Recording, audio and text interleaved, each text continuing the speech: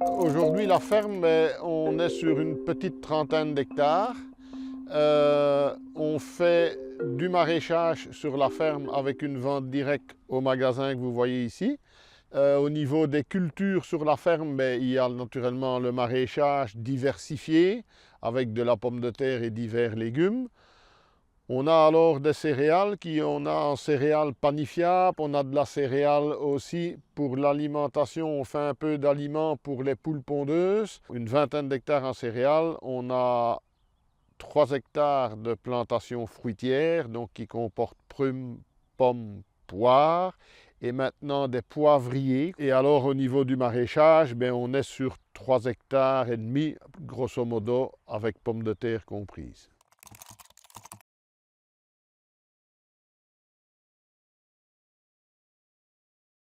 Disons que sur la ferme ici, le départ, ça a été un peu le changement de cap par rapport aux animaux.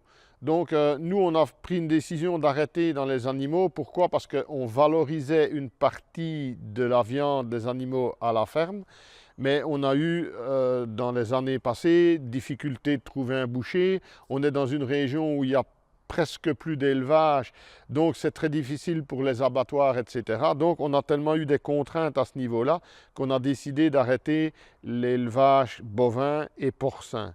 Ce qu'on a décidé aussi à ce moment-là, on avait une perte de fertilisation puisqu'on n'avait plus le fumier des animaux. Donc on a eu toute une réflexion en se disant, comment va-t-on réinjecter un produit fermier, entre guillemets, dans nos terres?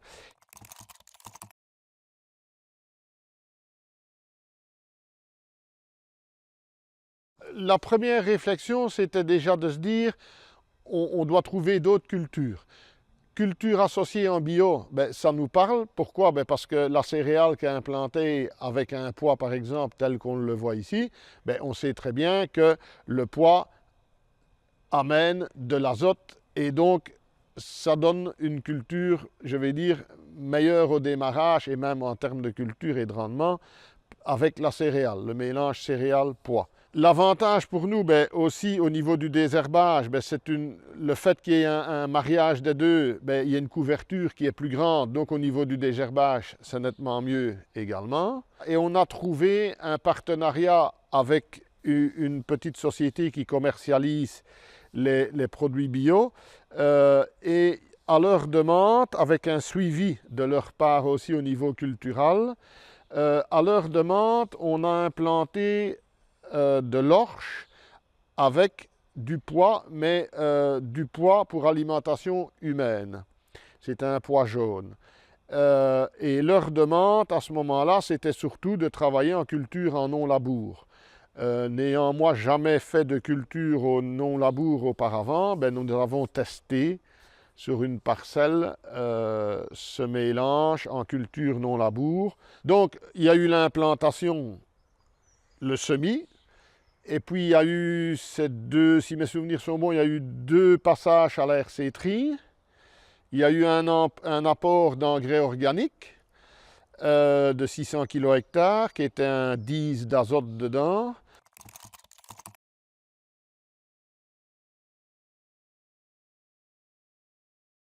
À l'implantation, le temps était tout à fait correct, la terre était bonne, etc. Après, on a eu un printemps un peu sec et puis c'est devenu humide. Mais qu'est-ce qui s'est passé? On a été envahi de mauvaises herbes. La RC-Tri n'a pas été suffisante pour avoir ça, donc la culture n'était pas très propre.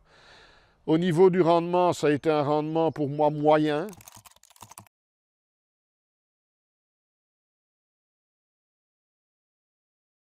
Alors, 2025, qu'est-ce qu'on a changé?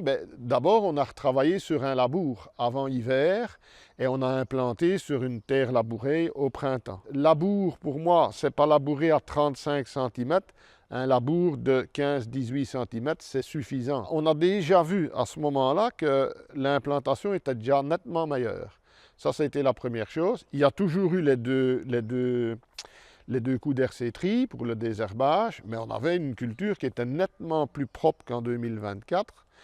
Et alors, ce qu'on a réduit, ça il faut le dire, à la place des 600 kg d'engrais organiques, on est passé à 300 kg parce que j'avais une terre c'était sur une autre terre et une terre qui avait eu un bon engrais vert avant l'hiver qu'on avait remis en terre. Donc. Et donc on s'est dit, ben voilà, on va faire l'essai en se disant, on va diminuer cet engrais organique puisque le but sur une ferme, c'est d'acheter le moins possible d'intrants. Donc l'avenir, c'est de se dire, se passer des intrants extérieurs. Donc on s'est dit, allez, on diminue la moitié de l'intrant et on voit le résultat. Mais le résultat, il a été, je n'ai pas pesé au kilo près, soyons clairs, mais de toute façon, le résultat, on l'a vu, hein, on a fait un résultat supérieur à la moisson à l'année 2025 par rapport à la 24.